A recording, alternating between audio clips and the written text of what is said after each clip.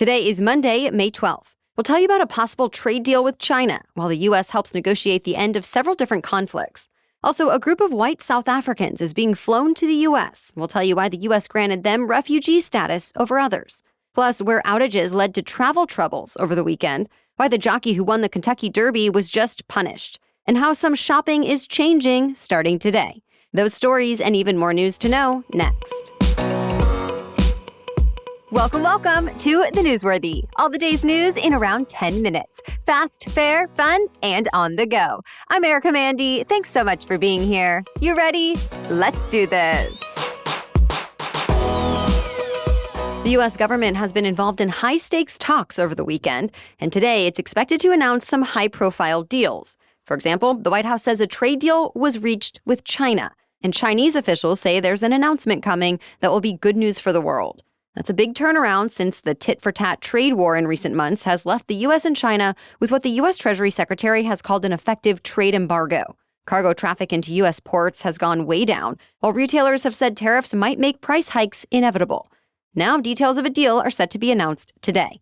Separately, President Trump says India and Pakistan agreed to a ceasefire with the help of American mediation. And with that, there's hope the worst fighting in decades between nuclear-armed neighbors has come to an end. Granted, there have been reports of both sides violating the truce, while President Trump is hoping to keep the mediation going until both sides reach a deal on the disputed area of Kashmir. Separately, Ukraine and European leaders met over the weekend and held a phone call with President Trump. Together, the group agreed to a month-long ceasefire beginning today, hoping to pave the way for long-term peace negotiations in Ukraine. The countries threatened Russia with massive sanctions if it doesn't comply. But Russian President Putin says he wants talks this week before agreeing to a ceasefire. To that, Turkey's president said he could host direct talks in Istanbul. And Ukrainian President Zelensky says he'd go. So Trump is now demanding both sides actually show up, ceasefire or not. To be continued. In Gaza, Hamas says it will release the last living American hostage kidnapped from Israel back in 2023. Idon Alexander has been held for more than 580 days, and now a senior Hamas official has told the AP he'll be released today. President Trump's envoy, Steve Witkoff, says Hamas agreed to release Alexander as a goodwill gesture toward Trump. He says the ultimate goal is to restart talks on a Gaza ceasefire, free the rest of the hostages, and help get humanitarian aid into Gaza. 59 hostages are still in Gaza, though only about a third of them are believed to be alive. Most of the rest were released in ceasefire agreements or other deals. Meanwhile, the fighting in Gaza continues. A new group of refugees is set to arrive in Washington, D.C. today on a plane chartered by the U.S. State Department. This comes even though President Trump suspended the State Department's refugee admissions program on the first day of his second term. He made the exception, though, for this group of white South Africans called Afrikaners. Trump says they're being persecuted by their black-led government because of their race. But the South African government says there's no persecution, and the Afrikaners are among the richest and most successful people in the country, though it won't stop them from leaving. Now there's an American Office for Refugee Resettlement ready to offer them support, like with housing, household items, and expenses like groceries.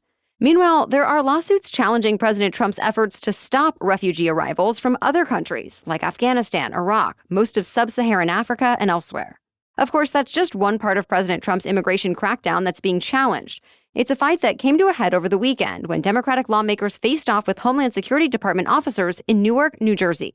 3 members of Congress wanted to get into an immigration customs and enforcement facility. And since Congress does have oversight authority, they say they should be allowed. But Newark's mayor also tried to join. And tensions grew, with officers and lawmakers pushing and shouting at each other outside the facility over the weekend.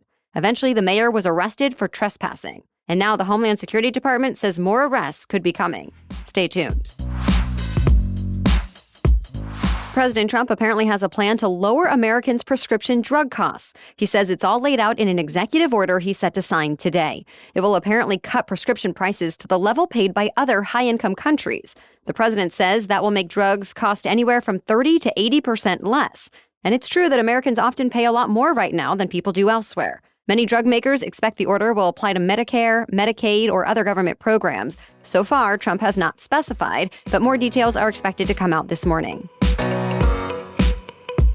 Pope Leo XIV had a clear message during his first Sunday address: no more war. Speaking from the balcony of St. Peter's Basilica to a crowd of over 100,000 people, the newly elected pontiff called for a ceasefire in Gaza, a true and lasting peace in Ukraine, and welcomed a new tentative ceasefire between India and Pakistan. Experts say he seemed to echo the words of his predecessor, Pope Francis, in calling for peace, sharing a commitment to social justice, and speaking of a missionary church that includes all people. He even visited his predecessor's tomb on Saturday. Next up, he's set to speak to some media today, and then Pope Leo's inauguration mass is scheduled for next Sunday, May 18th, in St. Peter's Square. More news still ahead, but first I'm excited to tell you about our new sponsor, Skylight. Okay, if you're like me and you definitely want to be the type of parent that meal plans and feels prepared for dinner each evening, but it just hasn't happened yet, or maybe for you it's calendar confusion between you and your partner, or whatever it is that keeps you and your family feeling kind of stuck in chaos, I have good news for you. The Skylight calendar makes all the difference. This is a beautiful digital display all-in-one smart calendar that will become a place of peace for your family.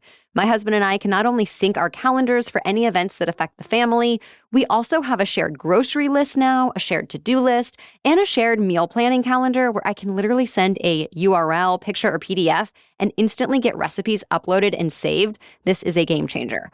I haven't even mentioned the routine and chore checklist that also help my kiddo stay on track in the mornings and helps get us out the door on time, and he loves it. And right now, Skylight is offering our listeners $30 off their 15-inch calendars. That's the one I have, by going to skylightcal.com/newsworthy. Go to skylightcal.com/newsworthy to get $30 off your 15-inch calendar. That is skylightcal.com/newsworthy. skylightcal.com/newsworthy. You're going to love it. Okay, now back to the news. President Trump is said to be getting a new luxury 747 airplane as a donation from the Qatari royal family. And the plan is to upgrade it so it can serve as Trump's Air Force One and then go to his presidential library when he leaves office. Several reports cite sources who explained it would be one of the biggest foreign gifts ever received by the U.S. government. Some Democratic lawmakers have raised ethical concerns about the plan. To that, President Trump posted on social media, basically saying it doesn't make sense to pay full price for a plane when getting one for free, and that, quote, the Dems are world-class losers. Sold new, a commercial Boeing 747-8, like the one up for discussion, costs in the range of $400 million. As ABC News reports, the gift is set to be announced when Trump takes his trip to the Middle East later this week. But for now, Qatar says the offer is still under consideration. Newark Liberty International Airport was hit with 2 more air traffic control equipment outages over the weekend. Of course, this comes after a similar outage last month that was the catalyst for major delays at the travel hub. Also yesterday, a different outage hit the international airport in Atlanta, which is the busiest airport in the country. Between yesterday's 2 incidents, hundreds of flights had to be delayed or canceled. And overall, more than 1,000 have been canceled at Newark in the last couple of weeks.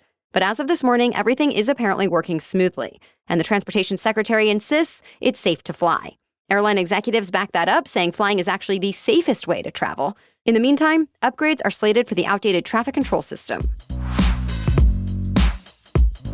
3 new colors have been approved for the U.S. food supply. Of course, this comes just a month after the Health Secretary Robert F. Kennedy Jr. told companies to phase out petroleum-based dyes. Now Kennedy says safe, natural alternatives can be used as substitutes. For example, there's a blue colorant derived from algae, another one made from dried flower petals, and there's a white color made from calcium phosphate. Now that they're approved, they'll be available to use in foods like fruit drinks, yogurts, candies, and more. Many experts say it's wrong to suggest that chemicals that have been in the food supply are bad, while natural ingredients are necessarily healthier. And the food industry has argued that even synthetic dyes are safe in approved levels. But Kennedy and other officials say research into their health effects has been largely stifled. And they point to increasing rates of certain childhood illnesses as reason enough to substitute natural dyes as much as possible. The approvals officially take effect next month. The jockey who won this year's Kentucky Derby has been suspended and will have to turn over 20% of his winnings. The problem is, officials say he used the riding crop too much during the race. Regulations say a rider may only strike a horse up to 6 times. Officials say jockey Junior Alvarado struck Sovereignty 8 times, and this was his second offense. So he'll be suspended for 2 races and will have to pay a $62,000 fine. Alvarado explained himself, saying he did not have time to think in the moment that, quote, I just wanted to win the biggest race in America. Sovereignty is slated to race the Belmont Stakes, but so far it's not clear if Alvarado will be his jockey or not. Either way, neither is signed up for the Preakness Stakes, so there will be no Triple Crown winner this year. Here's a bit of nostalgia for 80s and 90s kids. The World Video Game Hall of Fame just added some classics into its collection that might ring a bell. For example, Tamagotchis. If you're not familiar, they're the digital pets that came out in 1996, combining games and toys. The Hall of Fame also added the 80s arcade game Defender that raised the bar on difficulty, and others. The games were honored for their influence on popular culture and the video game industry.